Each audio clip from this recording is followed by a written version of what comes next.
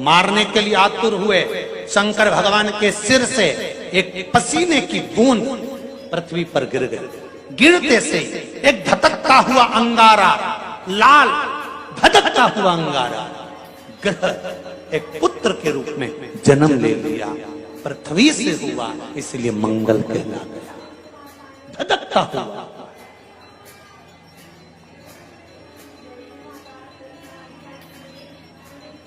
पर अंधकासुर अभी नहीं मरा। अंधकासुर की मृत्यु अभी नहीं हुई है। हर हर महा अंधकासुर की मृत्यु अभी नहीं हुई। धधकता हुए अंगारे के रूप में मंगल ग्रह प्रकट हो गए, जन्म ले लिए। पार्वती जी ने पूछा ये कौन है? शिव जी कहते हैं ये मेरे पुत्र के तुल्य है, क्योंकि मेरे शरीर के पसीने से उत्पन्न हुआ है, मेरे मस्तक के पसीने से पृथ्वी पर गिरने के कारण ये उत्पन्न हुआ है। इसका नाम मंगल होगा। ये ग्रह मंडल में रहेगा, देवताओं के रूप में पूजा जाएगा, पर मेरे क्रोध के कारण उत्पन्न हुआ है, इसलिए इसका ग्रह थोड़ा सा क्रूर होगा।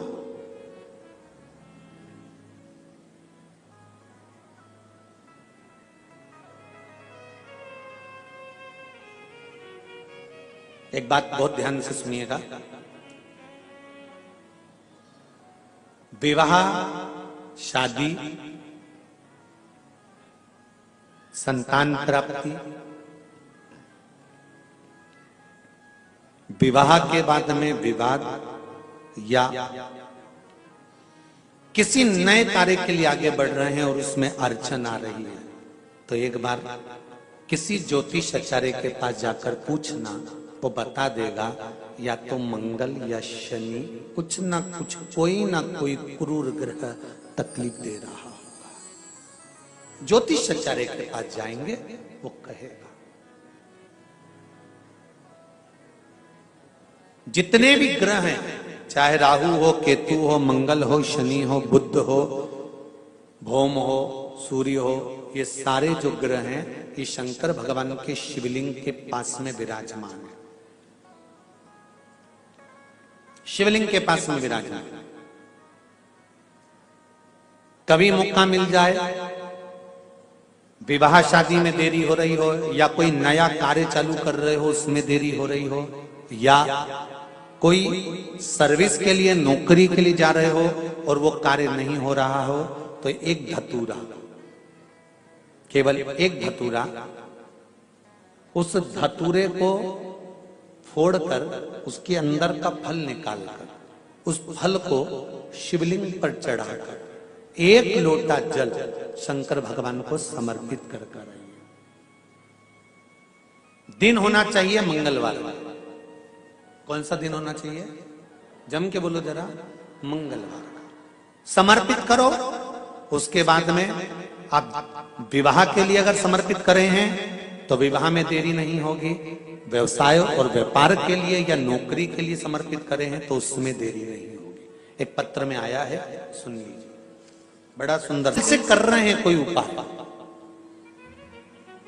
आप भगवान शंकर की आराधना अगर दिल से कर रहे हैं, भगवान शिव की आराधना आप हृदय से कर रहे हैं, तो ये निश्चित है कि शिव दिल से सुनेगा जरूर।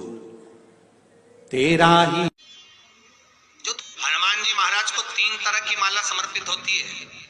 एक आंकड़े के पत्ते की, दूसरी बेलपत्र के पत्ते की, तीसरी पीपल के पत्ते। ये 3 तरह की माला जब हनुमान जी महाराज को समर्पित होती है, जिस समय पर अगर व्यक्ति के जीवन में बहुत भारी रोग हो गया है, बहुत ज्यादा कष्ट हो गया है, कैंसर जैसी बीमारी भी अगर उसको घेर ली है और किडनी, लीवर सब बेकार हो गया, तो निवेदन है पीपल के पत्ते की माला बनवाओ, 108 पत्ते की, और हनुमान चालीसा का हर पत्ते पर स्मरण करिए महाराज। आप हनुमान चालीसा पढ़ते जाओ, माला में गांठ लगाते जाइए, और वो माला जो व्यक्ति कैंसर से पीड़ित है, हाथ का स्पर्श कराइए और शंकर को चढ़ाइए। केवल अष्टमी तिथि के दिन ये माला समर्पित होना चाहिए, शुक्ल पक्ष की अष्टमी के दिन। आप 2 या 3 अष्टमी को कर देखिए, अपने आप दवाई लगना प्रारंभ होगी। कैंसर जैसा रोग भी धीरे धीरे समाप्ति पर आएगा। पर करना शुक्ल पक्ष की अष्टमी को।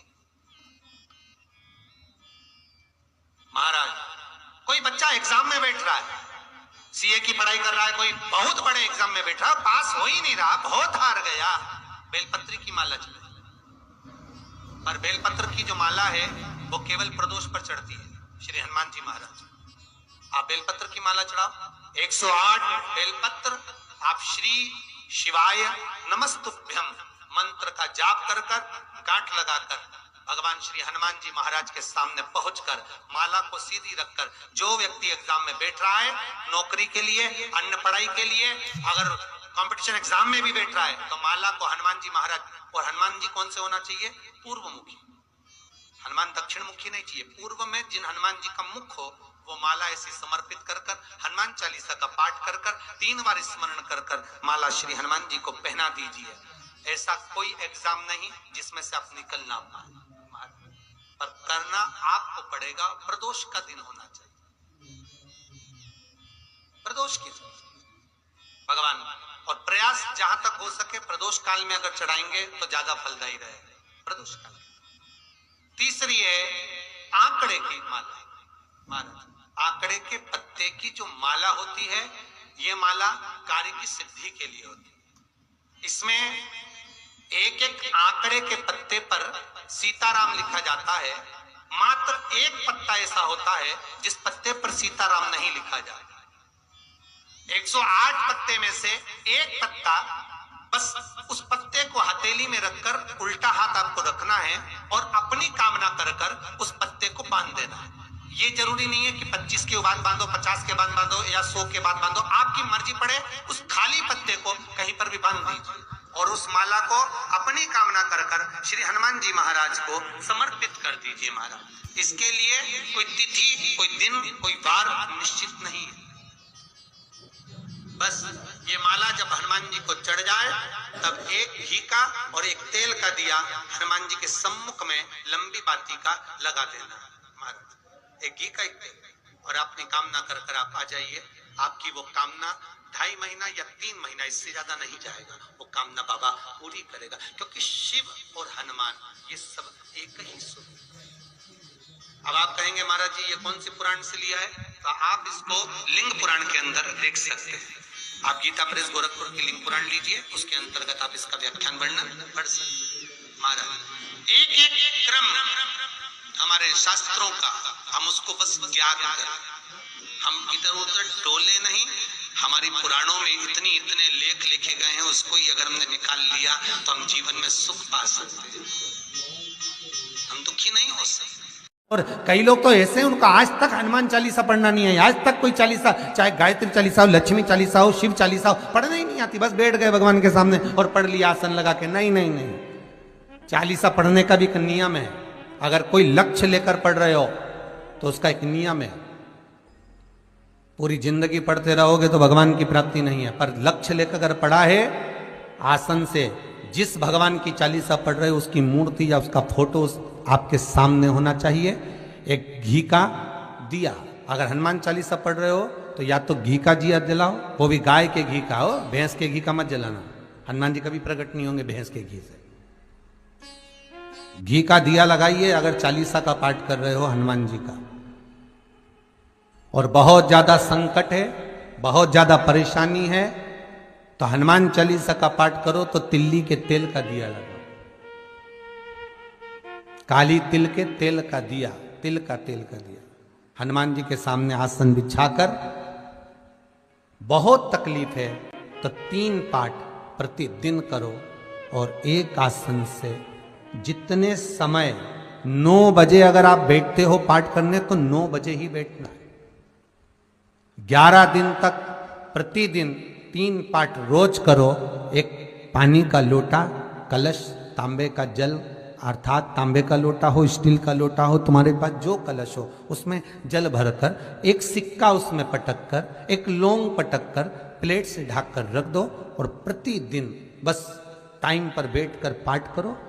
11 दिन पूर्ण होंगे, जिस कामना से आपने पाठ करा है बस वो सिक्का, वो लौंग कलश में से निकाल लो, जल का आचमन करो और जिस काम के लिए करा है वो जल उस प्रयोग में ले लो। उस प्रयोग, किसी से बात करने जाना है तो वो जल पी कर जाइए, कोई से हाथ मिलाना है तो वो सिक्का, वो लौंग अपने हाथ में रखिए, अपने साथ रखिए। और आज भी नियम है महाराज, जिसकी फैक्ट्री नहीं चलती हो, प्रॉपर्टी की आप खरीदारी बेचादारी करते हो, प्रॉपर्टी से जुड़ा हुआ काम करते हो, या लोहे से जुड़ा हुआ करते हो, या फैक्ट्री आदि का कर्म करते हो, कोई मैन्युफैक्चरिंग करते हो, वो नहीं चल रहा, तो हनुमान जी के उल्टे पांव का सिंदूर लीजिए और हनुमान जी के दूसरे नंबर के भाई गतिमान का नाम लीजिए। किसका नाम लेना है? गतिमान। गतिमान का नाम लेकर फैक्ट्री के बाहर या फैक्ट्री पर एक स्वस्तिक का निर्माण कर दीजिए, हनुमान जी के उल्टे पांव के सिंदूर और गतिमान का नाम लेकर। कभी आपकी फैक्ट्री कोई काम नहीं निकालेगी, उन्नति की ओर ही लेकर जाएगी, कभी घाटे की ओर नहीं जाएगी। गतिमान का नाम, रतिमान, केतुमान, मतिमान, ये जितने भी नाम है हनुमान जी के भाइयों के, ये सब कल्याण प्रद, एक एक नाम कल्याण प्रद हमारे, एक एक।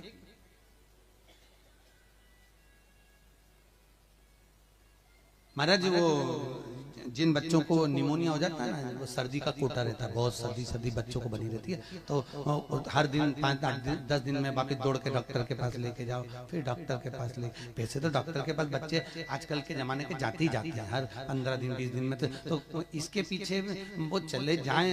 एक हास्य व्यंग में हमसे पूछा किसी ने, महाराज जी आज के बच्चे बार बार हॉस्पिटल डॉक्टर के क्यों जाते हैं? तो हमने कहा देखो भैया, बच्चा जहाँ जन्म लेता है उनसे उनसे प्रेम ज्यादा होता है। पहले नानी के घर में पैदा होता था, इसलिए नानी के घर ज्यादा जाता था, दादी के घर में ज्यादा पैदा होता था, इसलिए दादी के घर ज्यादा जाता था। आज के बच्चे हॉस्पिटल में ज्यादा पैदा होते हैं, इसलिए हॉस्पिटल ज्यादा घूमने जाते हैं। ये हास्य। पर यदि बच्चे को सर्दी ज्यादा होती है, निमोनिया ज्यादा होता हो, ठंडा का कोटा ज्यादा रहता हो, तो पीपल के 5 पत्ते महाराज उस पे घृत लगाकर हनुमान जी के तीसरे नंबर के भाई व्रतिमान का नाम लेकर, व्रतिमान का नाम लेकर बच्चे की छाती पर एक वस्त्र से उसको बांध दीजिए, रात्रि भर बंधे रहने दीजिए महाराज। और बांधना कौन से दिन है? द्वादशी तिथि को, बस एक बार बांधना है, उसके बाद सर्दी का कोटा नहीं रहता महाराज, बच्चा स्वस्थ अपने आने। व्रतिमान हनुमान जी महाराज के जितने भी भाई हैं, सबका आनंद सुख चरणारविंद का सुख। ध्यान दीजिएगा, पंचमुखी हनुमान का एक स्मरण, पंचमुखी हनुमान का एक भाव। महाराज जैसे बहुत ज्यादा तकलीफ अगर व्यक्ति को हो गई है, बहुत कष्टमय जीवन चल रहा है, हार गए हर जगह से और तकलीफमय जीवन चल रहा है, तो पंचमुखी हनुमान का एक शिव महापुराण का और स्कंद पुराण का एक बड़ा सुंदर मंत्र है। उस मंत्र को आप सब एक बार हमारे साथ में बोलें। ओम नमो हनुमते रुद्र अवताराय सर्व शत्रु संहारणाय सर्व रोग हराय सर्व वशीकरणाय रामदूताय स्वाहा। बस इस मंत्र को हाथ में काली तिल लेकर, एक जौ लेकर और गूगल लेकर, थोड़ा सा उसमें गाय का घी डालकर, कंडे को या अग्नि को जलाकर इस मंत्र का 11 बार 21 बार जाप कर कर अपनी कामना कर कर छोड़ दीजिए। कैसा भी रोग हो, बीमारी हो, कष्ट हो, दुख हो, तकलीफ हो, 21 दिन के अंदर वो आनंद आना प्रारंभ कर देता है। इस मंत्र, स्कंद पुराण का, शिव महापुराण का ये मंत्र मूल पंचमुखी हनुमान सुख देंगे। और एक और चीज याद रखिए हमारा, यदि कोई काम के लिए जा रहे हो, कोई व्यापार के लिए जा रहे हो या नौकरी करने के लिए जा रहे हो और लगी नहीं रही, बहुत तकलीफ पा रहे हो, सर्विस ही नहीं लग रही, बहुत कष्टमय हो गया, तो निवेदन करूंगा 5 पीपल के पत्ते पर बेसन के 5 लड्डू घर में बने हुए, गाय के घी के 5 लड्डू रख लो, उस लड्डू के बीचों बीच एक आटे का दिया और उसमें तिल्ली का तेल डालकर इसी मंत्र का प्रयोग कर कर पंचमुखी हनुमान का किसी भी हनुमान के मंदिर में जाकर, दक्षिण मुखी हनुमान के मंदिर में जाकर उसको रख कर आ जाइए। इसके बाद आप उस काम के लिए जाइए, आपका काम सफल हो जाएगा। आपको किसी को नहीं कहना पड़ेगा कि हाथ जोड़ना नहीं पड़ेंगे, किसी के पांव नहीं पड़ना पड़ेंगे, तुरंत काम होगा। बस इस मंत्र का स्मरण कर कर पंचमुखी हनुमान का भूतेश्वर जो मंत्र है वो सुख देने वाला।